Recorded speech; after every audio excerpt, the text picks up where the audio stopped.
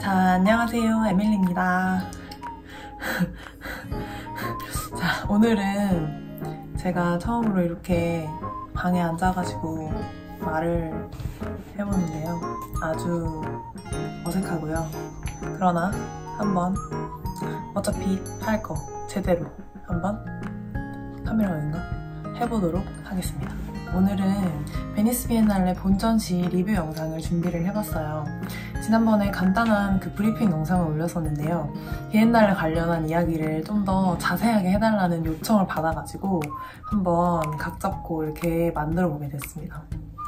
사실 베니스 비엔날레가 4월 23일부터 11월 27일에 종료가 되는 거라서 저는 좀 늦게 방문한 편인데요. 그래서 이 영상이 좀 시기적으로 의미가 있을까? 이런 고민도 좀 했어요.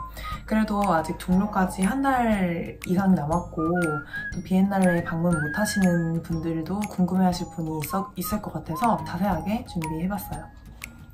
우선 이번 비엔날레의 전반적인 인상부터 비엔날레 전체적인 트렌드에 대한 저의 어떤 개인적인 생각, 그리고 페인팅, 조각, 비디오, 사진, 설치 각각 분야에서 제가 인상 깊게 봤던 그 작품들 이야기, 그리고 마지막으로는 전체 비엔날레 통틀어서 제가 꼽은 1등 픽까지 한번 소개해보도록 하겠습니다. 재밌게 봐주세요. 지난 비엔날레 영상에서 간략하게 소개를 드렸지만 베니스 비엔날레는 이제 2년에 한 번씩 열리는 국제 최대 미술 행사 중에 하나고요. 특히 베니스 비엔날레는 이 여러 비엔날레라는 그 이름의 행사들 중에 원조격과도 같은 그런 행사입니다. 그래서 베니스 비엔날레는 미술 분야 말고도 뭐 건축, 무용, 연극 여러 분야가 각각 열리는데요. 그래도 통상적으로 베니스 비엔날레라고 하면은 미술 비엔날레를 이야기를 해요. 매 회마다 비엔날레를 총 지휘하는 감독이 선정이 되는데요. 이번에는 세실리아 알레만이라는 큐레이터가 맡아서 꿈의 우유, The Milk of Dreams라는 주제로 메인 전시를 꾸렸어요. 그래서 이렇게 한 명의 감독이 일관적인 주제에 따라서 여러 국가의 작품을 선보이는 거를 이제 메인 전시라고 하고요. 베니스의 아르세날레랑 자르딘이라는 두 공간에서 나눠서 전시가 진행이 돼요. 58개국의 213명의 작가가 참여를 해서 규모가 정말 어마어마하고요. 저는 두 공간 합쳐서 거의 8시간 이상 본 것 같아요. 그래서 나중에는 이제 보다가 이제 뭘 보고 있는지도 살짝 정신이 이제 혼미해질 정도인데, 그리고 지금 영상을 찍고 있는 이 시점이 벌써 3주 이상 지났거든요. 그래서 그런데도 제가 여기서 소개를 한다는 거는 그만큼 제 기억 속에 많이 남았다는 뜻인 것 같아요. 비엔날레가 2년에 한 번 열린다고 말씀을 드렸는데 이번에는 팬데믹 때문에 1년이 미뤄져서 3년 만에 개최가 됐어요. 그래서 항상 홀수년에 열리다가 이번에 처음으로 짝수년으로 바뀌었는데요. 저는 이번 비엔날레 바로 전에 했던 2019년 비엔날레에도 갔었거든요. 근데 지난번이랑 이번을 비교를 해봤을 때 전반적으로 확실하게 눈에 띄는 차이는 영상 작품의 비중이 많이 줄고 회화, 그러니까 페인팅, 그리고 조각 등 정말 이렇게 피지컬한 작품들의 비중이 굉장히 늘어난 것 같아요. 사실 지난번 비엔날레에서는 영상 작품들이 너무 많아가지고 관람 시간도 훨씬 길고 좀 피로감이 좀 있었거든요. 근데 이번 비엔날레는 확실히 느낌이 좀 달랐던 것 같습니다. 그래서 코로나로 팬데믹이 계속되면서 어떤 온라인 네트워크가 활발해진 그 한편으로는 또 정말 현실 세계에서 3D로, 3차원으로 실제로 보고 느낄 수 있는 어떤 페인팅이나 조각에 대한 욕구나 수요 같은 게 많이 올라간 것 같아요. 그래서 이번 비엔날레뿐만 아니라 서울도 그렇고 곳곳에서 열리는 기획 전시들에서도 평면 회화나 입체 조각에 대해서 좀 다시 재조명하는 그런 전시들을 많이 볼 수가 있었어요. 그래서 미술계의 전반적인 어떤 트렌드라고 볼 수 있겠죠? 그리고 두 번째로 주목할 만한 거는 여성 아티스트들의 비율이 진짜 높다는 거예요. 그래서 이번 비엔날레 참여 작가가 아까 한 213명 정도라고 얘기를 드렸는데 그 중에 남성 작가가 20명에서 21명밖에 안 되거든요. 그래서 나머지가 다 여성 작가고 비율이 거의 90%에 육박해요. 정말 이례적인 일이죠. 예술 총감독 세실리아 알레마니가 보그 매거진 인터뷰에서 이 전시를 페미니스트 전시라고 선언하고 싶지는 않다. 그러나 비엔날레가 시작된 이후 지난 127년간 전시가 불평등하게 이루어졌다는 사실은 알 필요가 있다.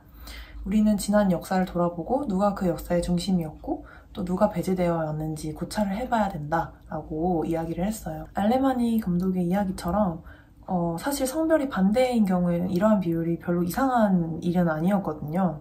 그래서 앞으로도 전 여성 작가들에 대한 어떤 스포트라이트가 특별한 일이 아니고 자연스러운 흐름으로 계속 이어지기를 좀 기대하고 있습니다. 그래서 예전에 저는 전시에서 아는 이름을 만나면 괜히 막 반갑고 한 번 더 들여다보고 막 이랬었거든요. 근데 요즘에는 제가 모르는 이름을 만나면 그렇게 반갑고 새롭고 재밌더라고요. 그래서 이번 비엔날레는 그간 주목받지 못했던 여성 작가들의 이름이 많이 포함이 되어 있어서 저로서는 굉장히 기분 좋게 봤던 그런 전시입니다. 이 두 가지 특징이 결합이 돼서 이번 비엔날레에서 유독 많이 보였던 작품의 어떤 장르적인 특성 중에 하나는 바로 이제 공예적이라는 건데요.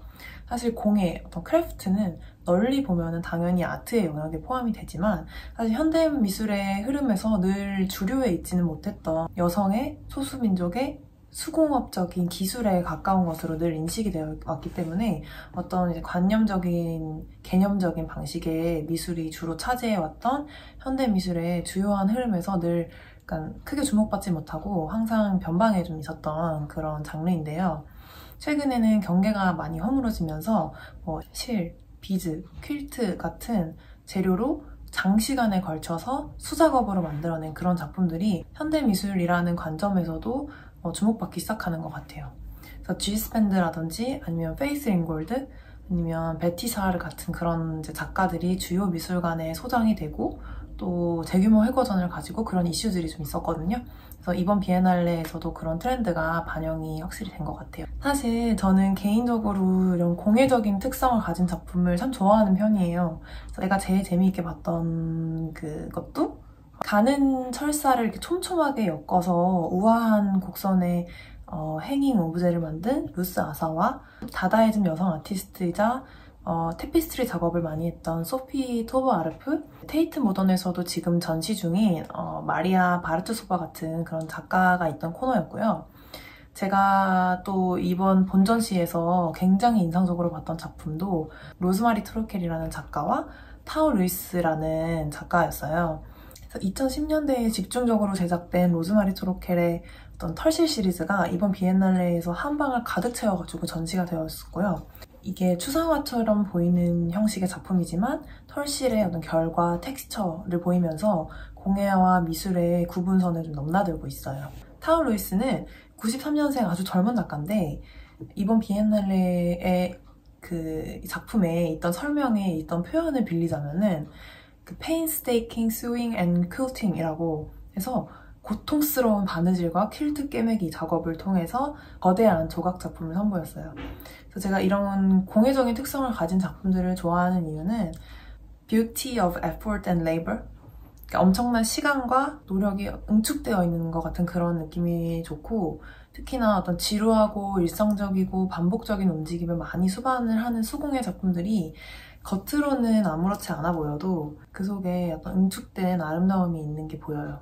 어떤 논리적인 방식으로 서사를 이야기하고 막 자기 주장이 강한 그런 작품들도 좋아하고요. 또 어떤 번뜩이는 도발적인 아이디어가 있는 그런 개념적인 작품들도 참 좋아하지만 공예적인 작품이 대체로 가지고 있는 이런 은유적인 표현 방식을 좀 더 마음에 들어 하는 것 같아요. 아마 제가 말하고 쓰고 표현하는 방식도 그거랑 좀 비슷해서 그렇게 제가 개인적으로 좋아하는 게 아닐까 싶습니다.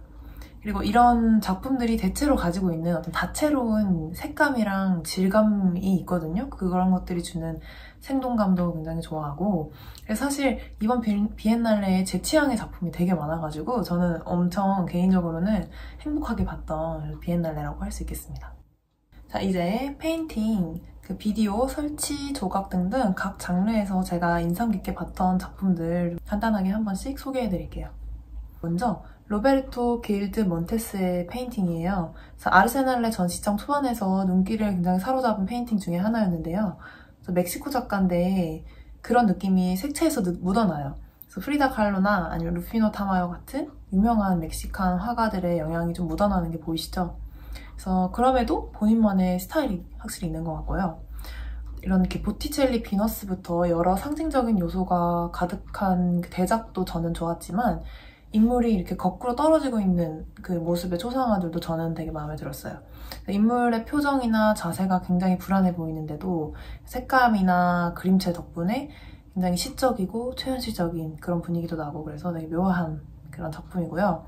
자이더 에스벨의 화려한 패턴과 동물, 식물 그림은 아르세날레 전시장 가운데에 거대하게 설치되어 있었던 델시 모렐로스의 흙 설치 작업이랑 어우러져가지고 더 돋보였던 그런 작품이에요.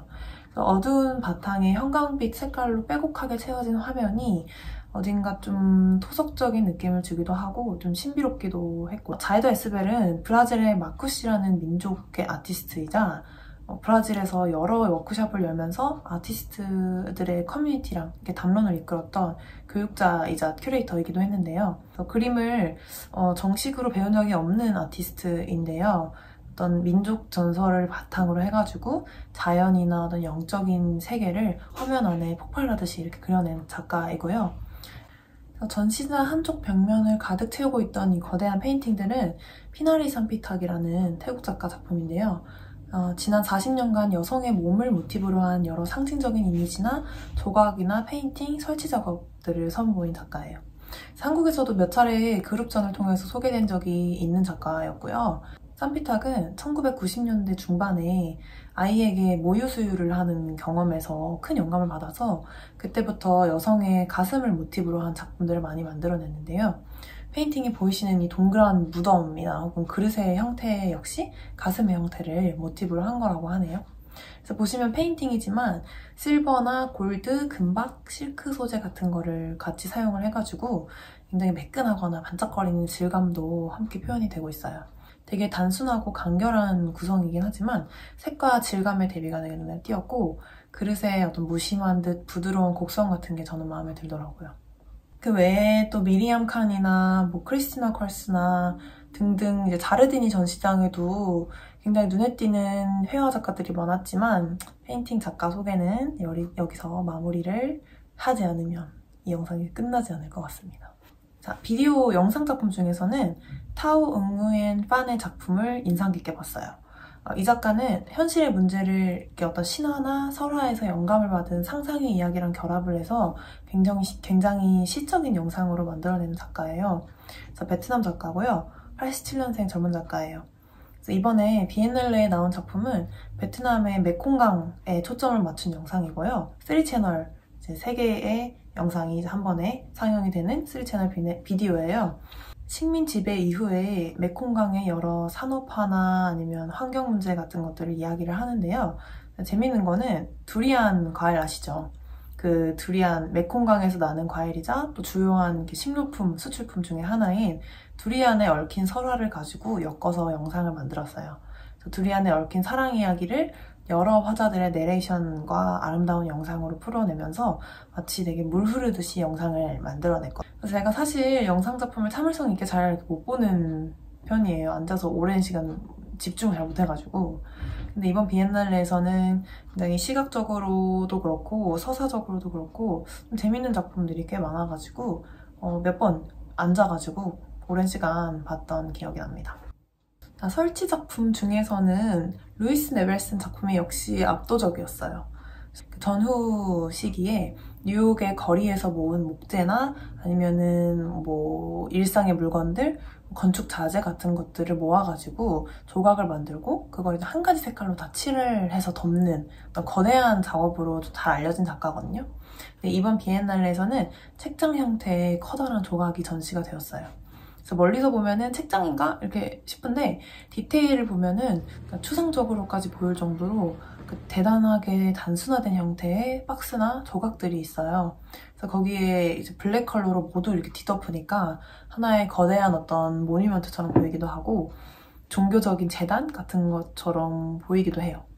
그래서 작품의 제목은 오마주 투 유니버스, 그러니까 우주에게 바치는 오마주라고 합니다. 그래서 베니스 비엔날 기간에 맞춰서 베니스에서 개인 전시가 열렸다고 하는데 9월 11일까지여가지고 저는 아깝게 놓쳤어요. 혹시 보러 다녀오신 분 계신가요? 그리고 사진 중에서는 이분, 폴란드 아티스트 아네타 그제스치코프스카? 제가 이름을 맞게 발음을 했는지 잘 모르겠는데 그 아네타의 작품이 기억에 되게 선명하게 남네요. 아네타는 이번 전시에서 마마라는 이름의 사진 연작을 전시를 했는데요. 사진이 좀 이렇게 기묘하게 보이시죠? 작가가 자신의 모습과 소름 끼칠 정도로 닮은 그 실리콘 인형을 만들어서 딸에게 가지고 놀라고 하고 그 모습을 사진으로 찍은 그런 작품이에요. 아이는 인형을 씻기고 재우고 마치 이렇게 장난감 가지고 놀듯이 이렇게 놀면서도 마치 어른이 아이에게 하는 것처럼 케어를 해주기도 하거든요. 엄마와 딸의 역할 관계를 뒤집으면서 사회적인 역할의 관념에 대해서 질문하는 그런 작품이에요. 엄마와 딸의 관계라는 게 사실 좀 복잡하잖아요.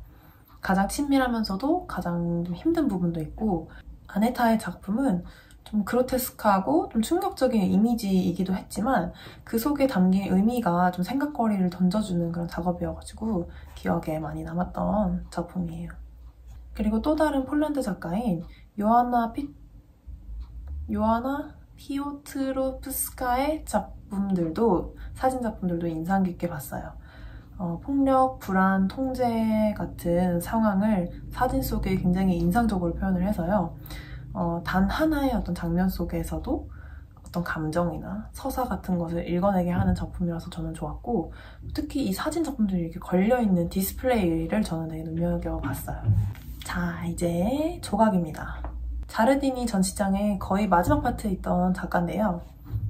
하나 레비라는 작가고 굉장히 젊은 작가예요. 91년생이고 뉴욕에서 나고 자란 작가인데, 보시는 것처럼 소재 자체가 굉장히 특이하죠. 메탈 소재 이런 뼈대에다가 실리콘으로 형태를 덧붙여가지고 약간 그 의료용 메스 같이 보이기도 하고, 굉장히 초현실적이고 미래적으로 좀 보여요.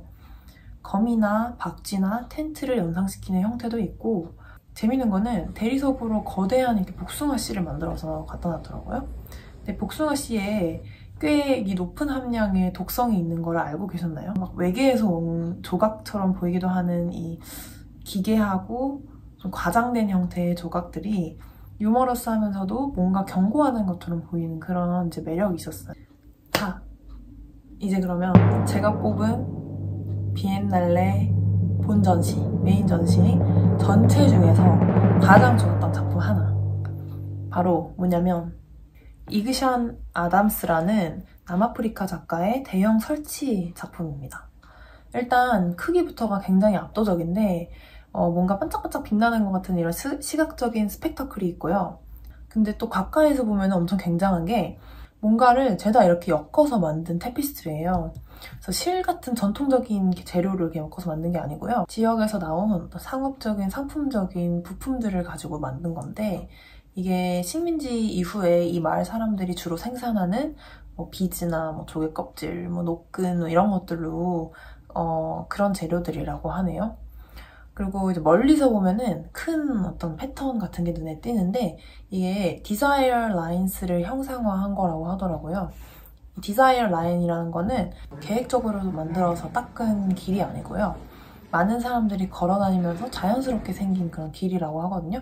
근데 남아공의 이 아파르테이트 시기에 정부가 강제로 지역 커뮤니티를 갈라놓으려고 할 때 그 커뮤니티가 계속 연결되게 만들어주었던 중요한 어떤 구분선의 역할을 했다고 합니다. 그리고 위에 와이어로 만든 구름 모양의 설치 작업도 있는데, 이게 케이프타운, 남아공 케이프타운 북부에서 추는 민속춤이 있대요. 그래서 그 춤을 출 때 만들어지는 먼지 구름을 형상화를 한 거라고 하더라고요.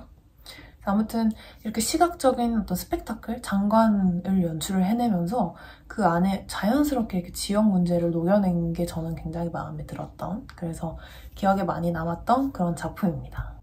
자, 여러분 어떻게 보셨나요?